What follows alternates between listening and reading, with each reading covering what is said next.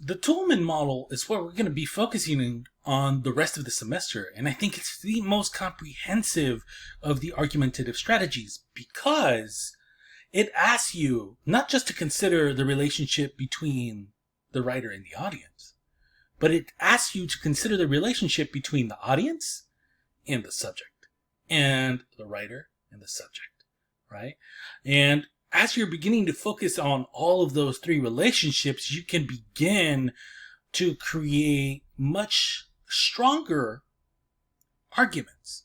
Because let's think about this in terms of the first My Voice project that is coming up next week, in which you're going to have to create a claim of fact, right? You're going to have to create an argument for yourself on a LinkedIn page.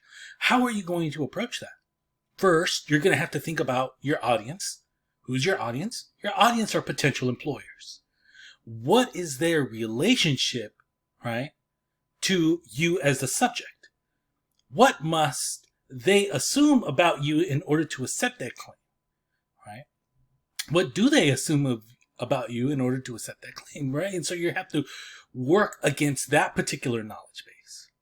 The second thing you have to do is work on the relationship between writer and audience, or yourself and your potential employer, meaning think about what type of language is going to be the most effective for that particular employer, right? Are they a research-based employer where they use a lot of facts, a lot of hard data in research?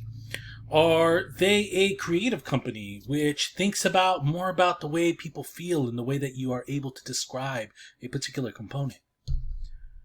Or is it something that is all about establishing credibility? For example, sales is all about establishing a sense of credibility so your client can trust you to buy that product from you.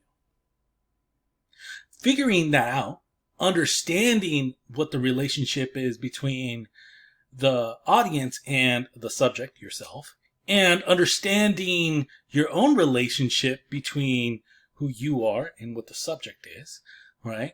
And how you're going to fill in that claim, then you begin to look at that entire rhetorical triangle in a way that you've probably have never thought of before. And now you're thinking, okay, there is really a lot to consider in order to make a really strong argument to say, hey, I want to be hired. You should hire me. But now that you have all of these tools at your disposal, you're going to be able to make a much stronger argument. And so that's what I want you to be thinking about when it comes to the Toolman model, right?